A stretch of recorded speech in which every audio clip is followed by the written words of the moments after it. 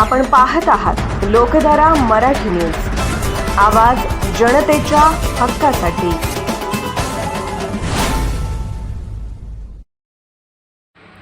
तहसीलदार प्रवीण धानोरकर यांचे आवाहन। मतदानादिवशी तहसील कार्यालय परिसरात 200 मीटर प्रवेश बंदी। 18 जून रोजी विधान परिषद निवडणूक मतदान नियमभंग करणाऱ्यांवर कारवाईचा इशारा। विधान परिषद निवडणूक 2026च्या मतदान प्रक्रियेसाठी प्रशासन सज्ज झाले असून मतदान केंद्र परिसरात कडेकोट पोलीस बंदोबस्त ठेवण्यात येणार आहे।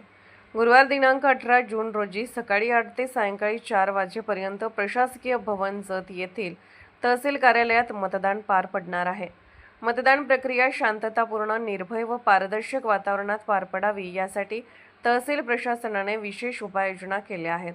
मतदान केंद्र असलेल्या तहसील कार्यालयापासून 200 मीटर परिसरात मतदानाच्या दिवशी मतदार, निवडणूक अधिकारी व कर्मचाऱ्यांव्यतिरिक्त इतर कोणालाही प्रवेश दिला जाणार नसल्याचे प्रशासनाने स्पष्ट केले आहे।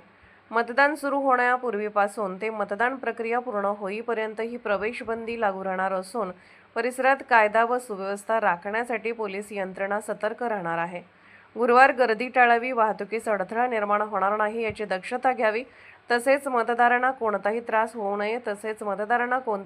होऊ नये यासाठी नागरिकांनी प्रशासनास सहकार्य करावे असे आवाहन तहसीलदार प्रवीण धानोरकर यांनी केले आहे।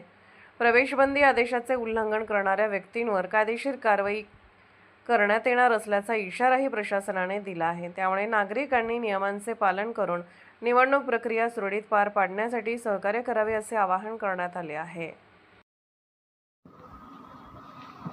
लोकधारा मराठी न्यूजला लाईक करा, शेअर करा आणि सबस्क्राईब करा।